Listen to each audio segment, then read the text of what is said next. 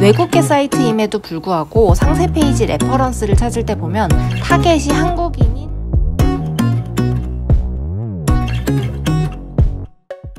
안녕하세요. 프리랜서 디자이너 랑이 언니입니다. 오늘은 잠자기 전에 딱 10분씩만 투자를 해도 디자인 보는 눈이 확 트일 수 있는, 그리고 성장할 수 있는 사이트들에 대해서 추천을 드리려고 카메라를 켰습니다. 영상 시작 전에 이 사이트들이 궁금하신 분들은 좋아요와 구독 한 번씩만 눌러주시면 감사드리겠습니다. 그럼 바로 한번 시작을 해볼게요. 자, 첫 번째는 핀터레스트라는 곳이에요. 자, 핀터레스트 많이들 들어보셨죠? 제가 오늘 소개시켜드릴 사이트가 이 핀터레스트를 포함해가지고 총 3곳인데 이 3곳 모두 모바일 앱이 따로 있어요. 그래서 접속할 때마다 번거롭게 인터넷 창에다가 사이트명을 검색하지 않아도 휴대폰에다가 앱만 설치를 해두면 언제 어디서든 간편하고 빠르게 접속이 가능해서 편리하더라고요. 자, 소개시켜드릴 사이트가 총 3곳이라고 했잖아요. 근데 그 중에서도 저는 이 핀터레스트를 가장 많이 이용하고 있는데 그 이유는 외국계 사이트임에도 불구하고 상세 페이지 레퍼런스를 찾을 때 보면 타겟이 한국인인 상세 페이지 작업물이 가장 다양하고 많이 검색이 되는 것 같다고 느껴졌어요. 상품 상세 페이지를 만들 때 상품의 구매 타겟이 한국인인데 외국 상품 상세 페이지 디자인이 예쁘고 신선하다고 무작정 따라하다 보면은 타겟이 다르다 보니까 국내 이용자 중에서는 그 디자인을 원치 않는 분들이 계실 수 있다고 생각하기 때문에 국내 작업물을 많이 볼 수 있어야 한다고 생각을 해서 핀터레스트를 주로 이용하고 있습니다. 그래서 제가 가장 많이 이용하는 사이트다 보니까 제 계정 보드에 참고할 만한 디자인들을 많이 스크랩해 두었어요. 자, 지금 보시면은 이렇게 정리가 되어 있는데 예를 들어서 검색창에 지금 레퍼런스 필요한 게 화장품 상세 페이지라고 가정을 해볼게요. 그러면은 화장품 상세 페이지라고 검색을 해서 쭈루룩 나오는 것들을 좀 두루두루 봐요. 이렇게 두루두루 보다가 이런 레이아웃이나 이런 컬러는 나중에 나도 좀 참고를 해봐야겠다 이런 생각이 드는 거는 옆에 이렇게 딱 마우스를 썸네일에다가 딱 올리면 저장이라고 빨간색 버튼이 하나 뜨거든요. 이 버튼을 누르고 어디에 분류해서 저장할지 클릭해가지고 스크랩 해두는 기능이 있는데 하나둘씩 모으다 보니 많이 스크랩이 됐고, 그리고 자기 전에 한 번씩 아니면은 대중교통 타고 다닐 때나 친구 기다릴 때 인스타나 페이스북 보지 말고 이런 거 보다 보면은 진짜 금방 많이 쌓이게 될 거예요. 근데 이런 핀터레스트를 추천하지 않는 디자이너나 실무자들도 꽤 있는데요.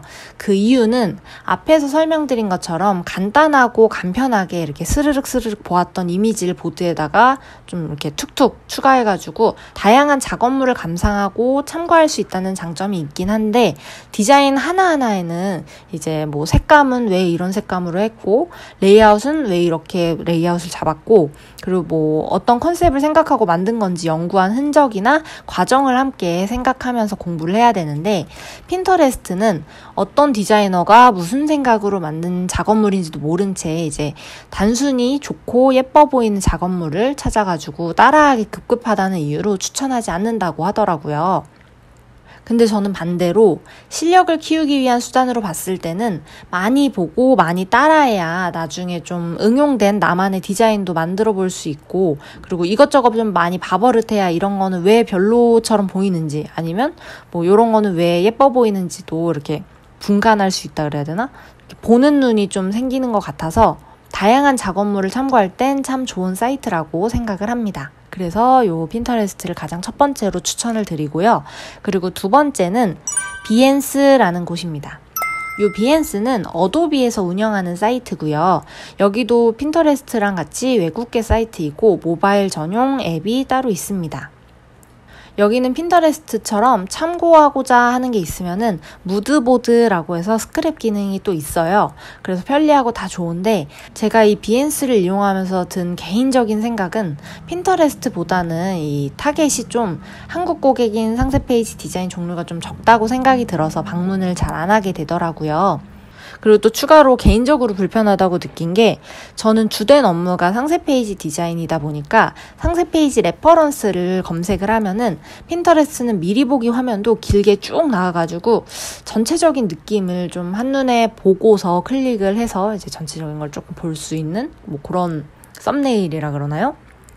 미리 보기가 좀 그런 화면이었는데 얘는 모두 다 같은 사이즈의 미리 보기 화면이라서 아래 내용이 잘려 있어요.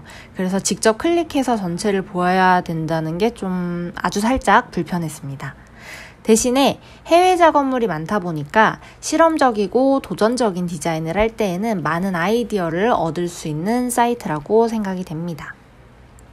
자, 세 번째는 드리블이라는 사이트인데요.